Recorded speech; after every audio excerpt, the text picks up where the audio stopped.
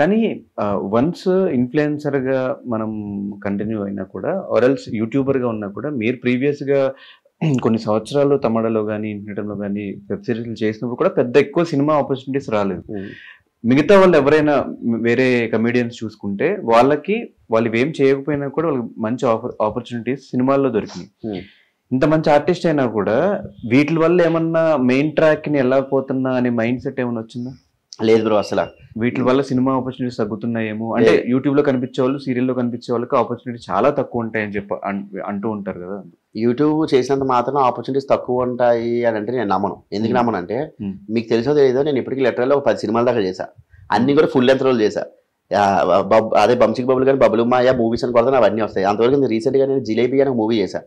ఆ movie director కూడా ఇన్‌స్టాగ్రామ్‌లో స్టోరీ పెట్టి ఏడుస్తూ ఎమోషనల్ అయినా. అవును. అంటే అదే అంటున్నాను నేను ఆల్రెడీ ఒక 6 నేను ప్రూవ్ చేసుకునేలాగా ఒక 6 to 7 మూవీస్ దాకా అన్ని చేశా. ఇవన్నీ కూడా వస్తున్నాయి పోతున్నాయి అంత పేరు రావట్లేదు నాకు. సో ఫైనల్‌గా జిలేబీ మూవీ పడింది నాకు. డైరెక్టర్ గారు ఎవరు విజయభాస్కర్ గారు. నువ్వు నాకు నచ్చావు, మల్లేశ్వరి, మన్మధుడి గారి బ్లాక్ బస్టర్ ఇచ్చిన డైరెక్టర్ గారు మాట.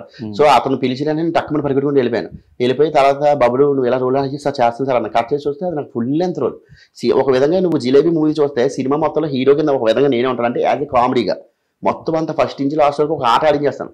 సో ఇంకా సినిమా వస్తుంది ఇంకా అంటే ఇప్పటి వరకు నేను ఎప్పుడు పెట్టుకోలేని హోప్స్ అన్ని కూడా అందులో పెట్టుకున్నాను. సినిమా వచ్చేస్తుంది కానీ కట్ చేసి చూస్తే మైనస్ ఏమైందంటే ప్రమోషన్స్ చేయలేదు. అసలు జిలేబీ సినిమా వస్తుంది ప్రమోషన్స్ చేయలేదు, జనాలకు తెలియలేదు. కాబట్టి నాకు ఎంత బాధ ఎంత ఏడుపు అంటే థియేటర్కి వెళ్ళిపోతే తిప్పి చూస్తే ఒక 50 మంది కూడా లేరు అసలు. ఎవరు లేరు. అన్ని మూవీస్ అన్ని థియేటర్స్ ఖాళీగా ఉన్నాయి. ఉన్న థియేటర్లు కూడా తీసేవారంట. జనాలు రావట్లేదు. చాలా చాలా చాలా బాధ వచ్చింది. ఆ డిప్రెషన్ నుంచి నేను బయటకు రావడానికి నాకు 2 months పట్టింది.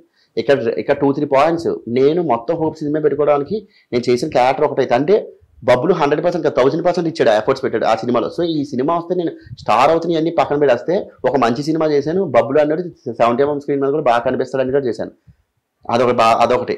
ఇంకోటి అంటే విజయభాస్కర్ సార్ ఉన్నారు కదా. సో డెఫినెట్గా సో ఈ కాంబో పెట్టుకుని నేను పర్లేదు మంచి పేరు వస్తుంది అనుకున్నాను కానీ మొత్తం రివర్స్ అయిపోయింది.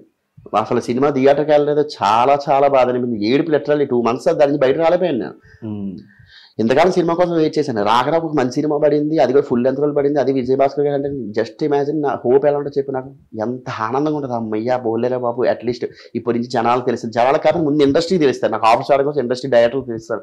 దాని నుంచి పిలుస్తారు జరిగిన బట్ కట్ చేసి చూస్తే సినిమా అసలు ఆడలేదంటే ముందు జనాలు వెళ్తే తెలుస్తుంది రివ్యూ ఎలా ఉంది ఏంటంటే. వాళ్ళు జనాలు వెళ్ళలేదు, ఏం తెలియలేదు. చాలా బాగా అనిపించింది. 2 months అక్కడే ఫిక్స్ అయిపోయాను నేను. ఏం ఫిక్స్ అయినంటే బాహుబలి లాంటి సినిమా చేసినా కూడా వెళ్ళేనా చేసేనా వచ్చేనా నా ఎఫర్ట్స్ నేను 200% పెట్టాను అంతే. ఇంకా అది రిజల్ట్ ఏ వస్తుందని నాకు అనవసరం. ఇంక నేను ఫిక్స్ అయిపోయింది. అంటే ప్రతి మనిషికి ఒక లెసన్ నేర్పిస్తుంది. ఒక్కటి జరిగినా కూడా నాకు అది నేర్పించింది బాగా.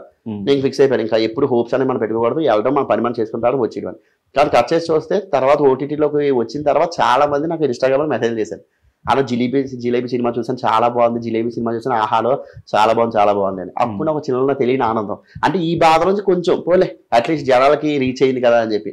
సో దానివల్ల కొంచెం హ్యాపీ అనిపించింది. కానీ ఈ మధ్యకాలం సినిమాలు చూస్తుంటే ఎక్కువ మంది కమెడియన్స్ అందరూ కూడా జబర్దస్త్ నుంచి వచ్చిన వాళ్ళే. జబర్దస్త్ నుంచి వెళ్ళి అక్కడ కూడా ఒక ట్రైల్ వేసి అక్కడి నుంచి వెళ్దామని ఏమన్నా ఆ డైరెక్షన్ లో ఆలోచించలేదు? లేదు. నాకు స్టేజ్ షోస్ అంటే భయం బ్రో. నాకు స్టేజ్ షోస్ అంటే నాకు చాలా భయం. అందుకనే స్టార్టింగ్ డేస్ లో కూడా నాకు ఆఫర్స్ వచ్చాయి. ఎందుకంటే కామెడీ చేస్తే కామెడియన్కి అక్కడ స్కోప్ ఎక్కువ ఉంటుంది కదా. చాలా మంది దగ్గర నుంచి నాకు జబర్దస్త్, శ్రీదేవి కంపెనీ ఆఫర్స్ వచ్చాయి. కాకపోతే నేను వెళ్ళడానికి భయపడ్డాను. అంటే ఇప్పుడు యూట్యూబ్ ఉన్నది, జనాల దగ్గర ఉంటున్నాను, ఒరిజినల్ కంటెంట్ చేస్తున్నాను. ఎందుకంటే అక్కడ ఉన్న యాక్టింగ్ వేరు, ఇక్కడ ఉన్న యాక్టింగ్ వేరు. సో దానివల్ల భయంతో నేను వెళ్ళలేదు. అండ్ వన్ మోర్ థింగ్ నేను అనుకున్నాను కానీ ఇక్కడ మంచి పేరు వచ్చింది. అది కాకుండా చెప్తాను కదా సినిమా ఆఫర్లు వస్తున్నాయి, చిన్నమో పెద్దవో ఒకటొకటి వస్తున్నాయి, చేసుకుంటూ వెళ్తున్నాను. కాకపోతే నాకు అవి వర్కౌట్ అవ్వట్లేదు.